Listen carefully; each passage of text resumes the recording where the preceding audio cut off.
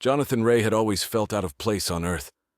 Maybe it was his insatiable curiosity for the stars or his odd dreams of strange celestial courts where beings of light and shadow debated the fate of galaxies. Either way, the night sky felt more like home than the sprawling cityscape of his mundane apartment in downtown Chicago. It was on a particularly starless night that the peculiar envelope arrived. The paper was thick, almost metallic, with an iridescent sheen that changed colors when viewed from different angles. The letter inside was even more bizarre, written in elegant script that shimmered with a faint, otherworldly glow. Esteemed Mr. Ray, you are hereby summoned to the galactic court of Emperor Calum IV, sovereign of the Andromeda realm. As the last living relative, you have been designated the primary heir to his celestial estate, including all titles, treasures, and responsibilities hereto attached. This inheritance encompasses the guardianship of the Emperor's heirs. Your immediate presence is requested at the coordinates provided below. Faithfully, Scribe Lysara, under the mandate of the Galactic Court. Jonathan's hands trembled as he read the letter over and over. A joke? A scam?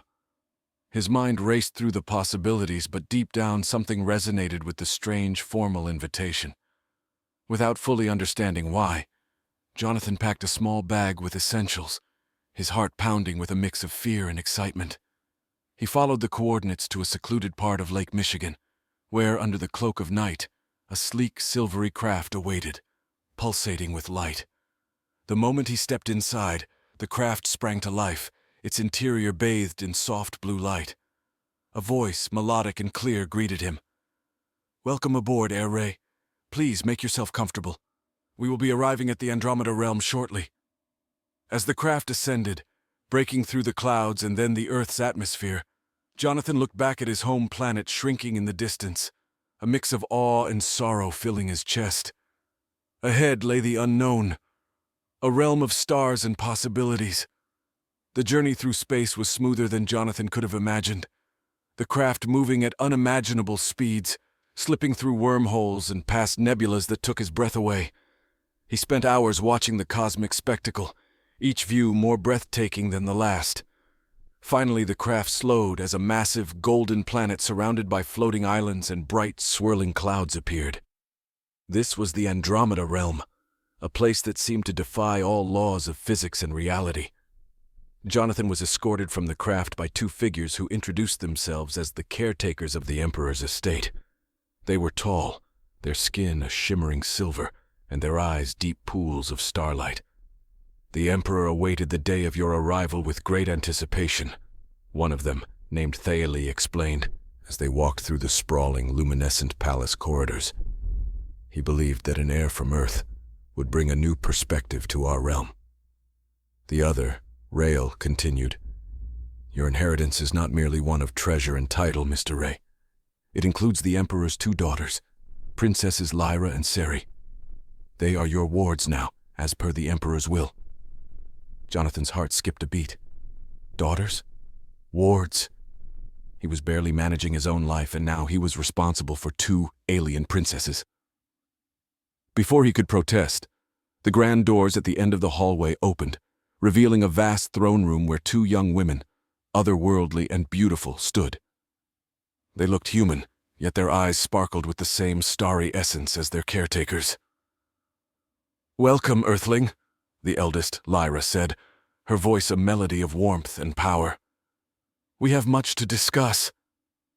As Jonathan stepped forward, his life as he knew it was left behind, replaced by a new chapter filled with cosmic responsibilities and interstellar intrigue. As Jonathan settled into the rhythm of the Andromeda realm, the magnitude of his responsibilities began to crystallize. The palace, an intricate expanse of floating terraces and shifting walls, mirrored the complexities he now faced.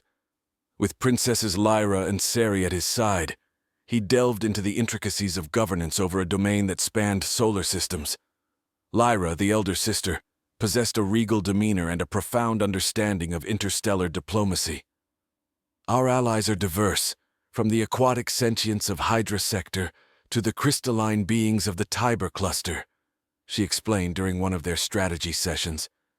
"Each alliance is a delicate balance, one you must learn to maintain." Seri, more reserved and introspective, managed the realm's archives and shared with Jonathan the history of their people. "Our father's reign was marked by peace and prosperity," she said, guiding him through holographic records. "But there are factions that opposed his methods, and you may find them less than welcoming." Amid these lessons, Jonathan also attended to the day-to-day affairs of the court. He arbitrated disputes, endorsed new scientific endeavors, and engaged with the myriad cultures under his new jurisdiction. Each decision was a thread in the vast tapestry of galactic peace his predecessor had woven, a tapestry now in his hands. One evening, as the twin suns dipped below the horizon of a floating garden, an urgent message arrived. A dispute had erupted on the mining planet of Viridian 3, threatening to disrupt the critical supply of hyperfuel that powered the realm's fleets. "Viridian's governor has always been loyal, but he's under pressure from local insurgents," Lyra noted, her expression tense. "They resist the imperial taxes imposed during our father's time. We must address this carefully." Jonathan, still adapting to his role, decided to visit Viridian 3 personally. Accompanied by a retinue of royal guards and the two princesses, he traveled in a light-speed cruiser, the stars blurring into streaks of light around them. Upon arrival, the air was tense with the scent of ionized energy, a marker of recent blaster fire. The governor, a hulking figure clad in ornate armor, greeted them with a mixture of relief and caution. "Your Highness, your presence honors us, but it may also draw more attention to our plight," he said, his voice a low rumble. Jonathan listened intently as the governor described the insurgents' demands: lower taxes and greater autonomy in local governance. "They feel disconnected from the throne, unseen and unheard," the governor concluded. That night, under the shimmering glow of Viridian 3's neon skies, Jonathan met with representatives of the insurgents. They were rugged, determined, and fiercely passionate about their cause. "We seek only to control our own destiny," their leader, a wiry woman with piercing green eyes, explained. "For too long, we've been mere pawns in a celestial game."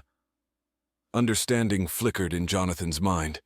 He saw not rebels, but a people striving for recognition and respect. He proposed a compromise: a reduction in taxes and the establishment of a local council to oversee the planet's affairs, with regular dialogues scheduled with the central government. The agreement was met with cautious optimism. As Jonathan and his entourage prepared to leave, Lyra leaned close. "You handled that well," she whispered. "You're learning what it means to rule, a balance of power and empathy." Back aboard their cruiser, Sari approached Jonathan with a small smile. "You have begun to weave your own thread in the tapestry," she said, "and perhaps in time it will be as strong as any before it."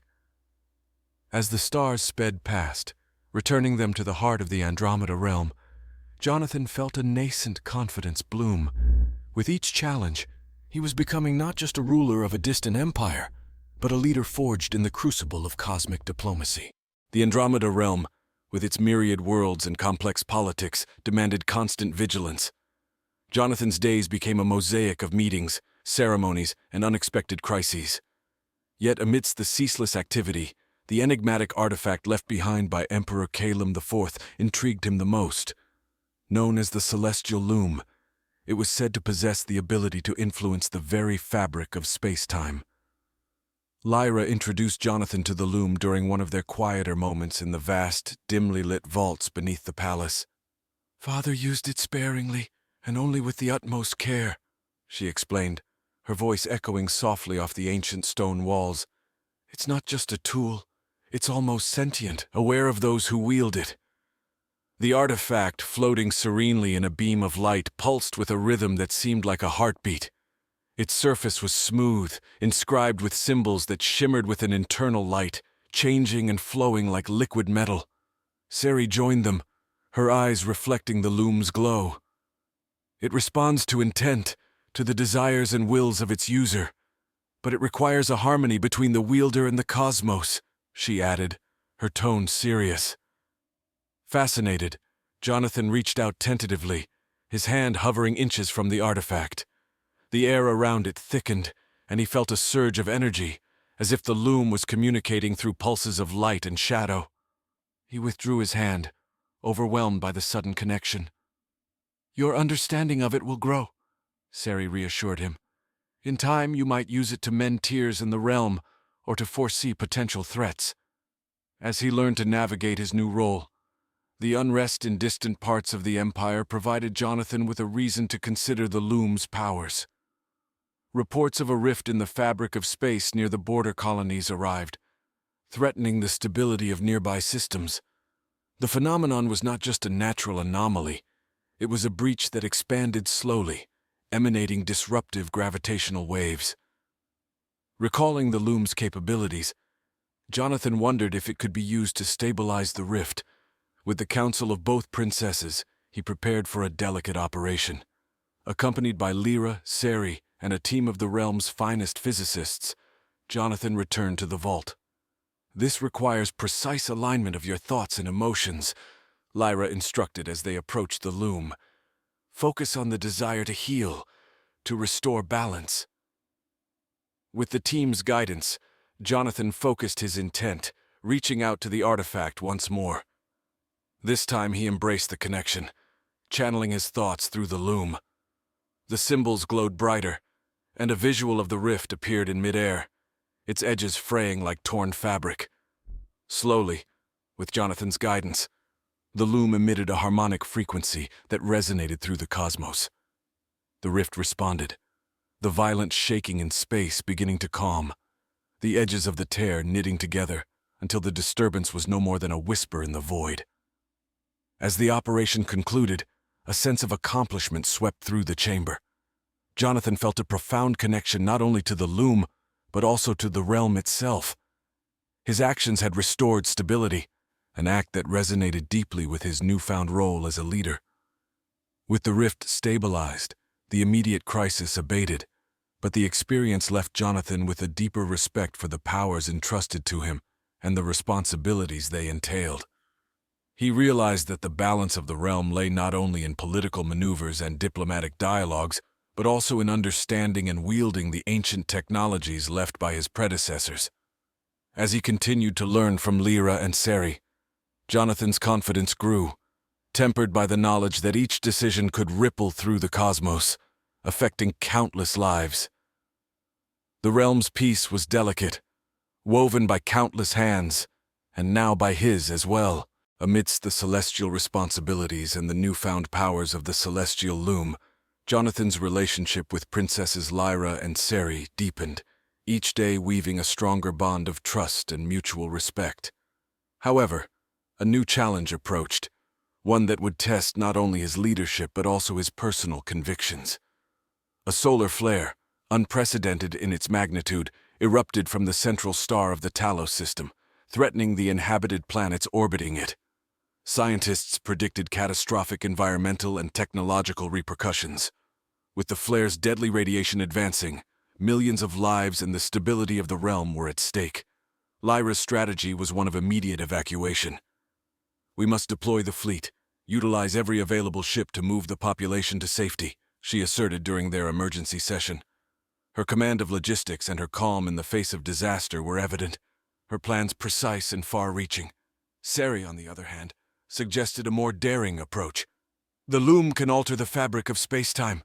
Perhaps we can divert the flare, shield the planets long enough to develop a more permanent solution," she proposed, her insight into the ancient technology providing a glimmer of hope.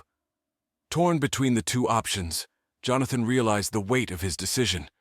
Evacuation was certain but costly and disruptive.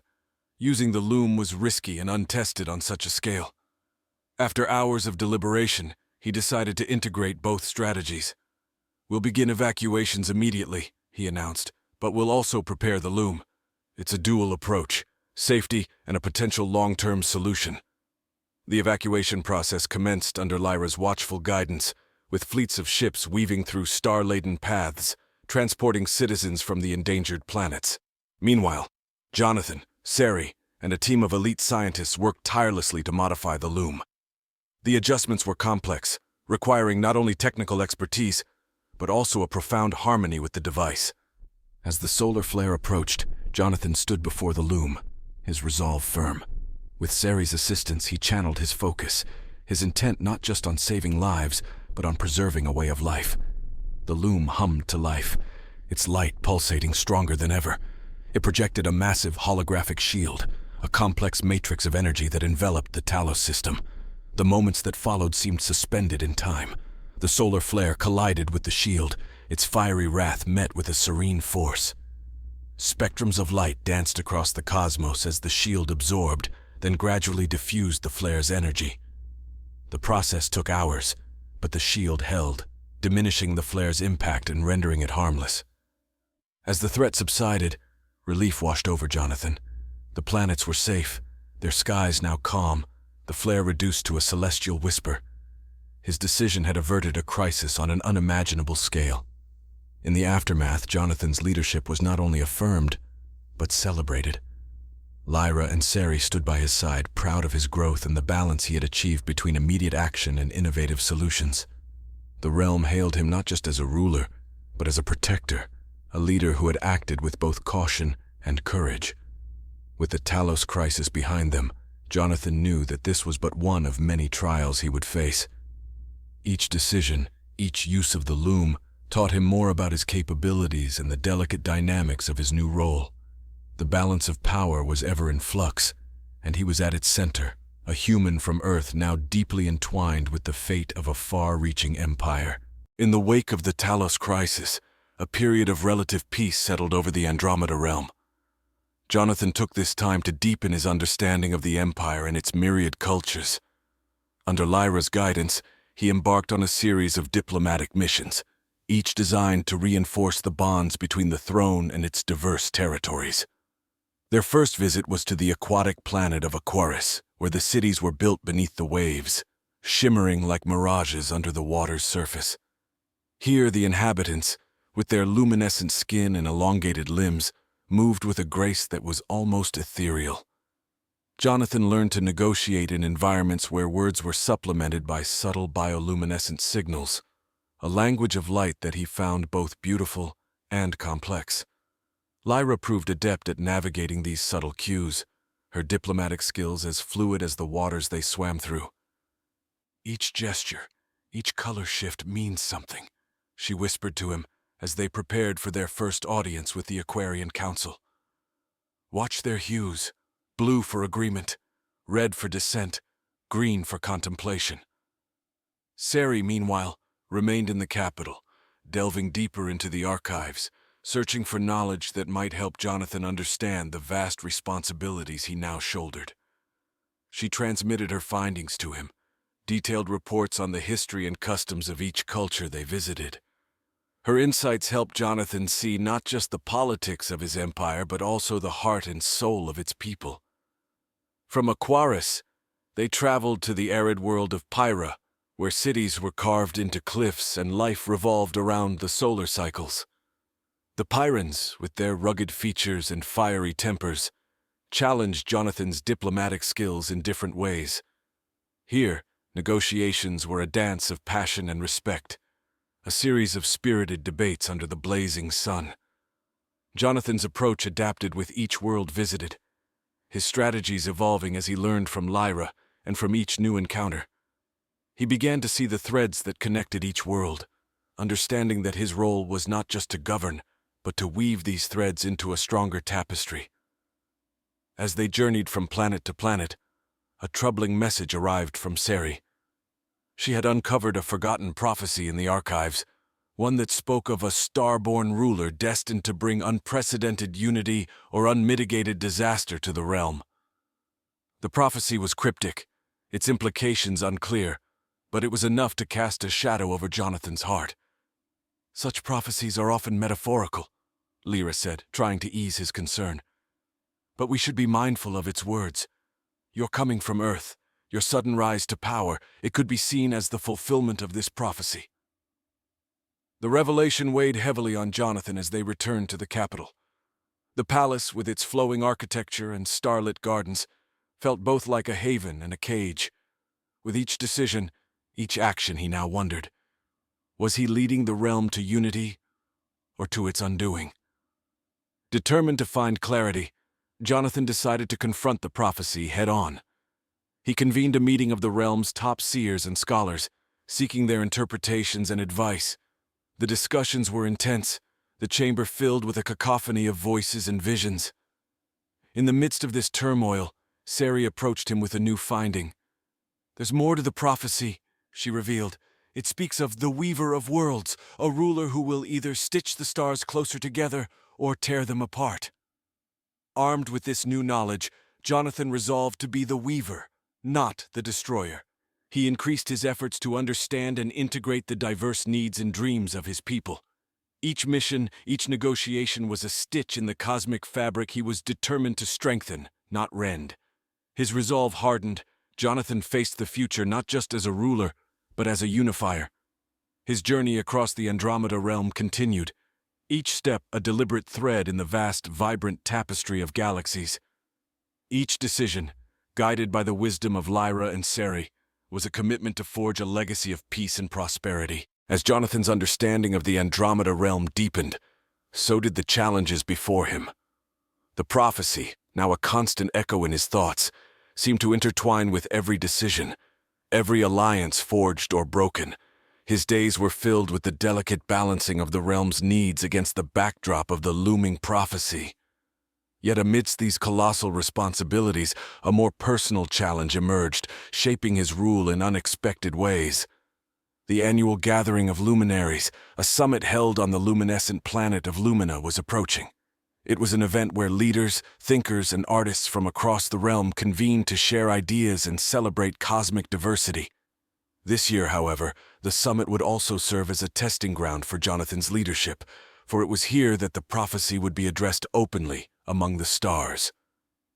As Jonathan prepared for the summit, Sari and Lyra were at his side, their presence both comforting and empowering. "The gathering will be more than a celebration this year," Lyra cautioned, as they traveled through the star-studded void. "Your leadership will be scrutinized, your decisions debated. It's a pivotal moment." Upon their arrival, the city of Luma greeted them with streets aglow with bioluminescent vines and buildings that pulsed gently in the planet's soft night.